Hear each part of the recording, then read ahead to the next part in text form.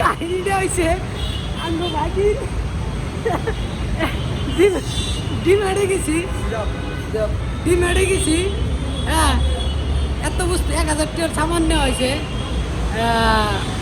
একটা কভার দেয় না, কভার প্লাস্টিক কভারও দেয় না। আফসোসের কথা। পরে ভাগিন রে কইলাম একটা কভার কিনা না, আড়াআড়ি নিব।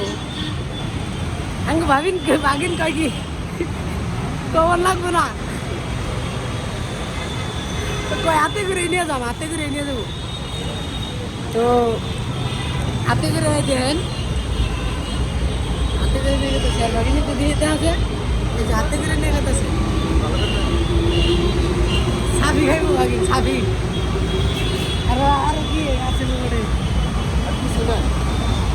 তো এরকম আমাকে ভাগ্নে হারকিপটা, এত হারকিপটা। হায়দ্রাবাদে এত গরম দিছে, বাপরে বাপ। 2 দিন ধরে বাইরে বেরোন যায় না গরমে চড়ে।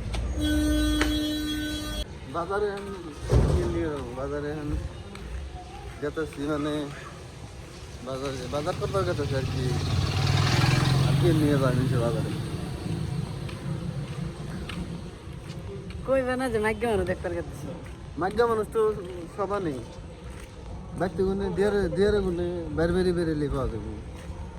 আর মাজ্ঞা মানুষ লাগে আর বাজারে যা হবো, রাস্তায় বেরোলে দুনিয়ার মাজ্ঞা মানুষ।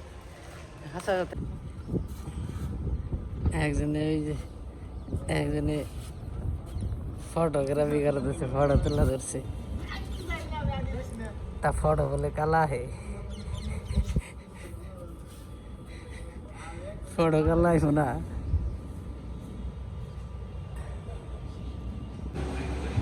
আসসালামু আলাইকুম বন্ধুরা। আজকে একটা অদ্ভুত মানে কাহিনী। তো আমার ভাগিন একটা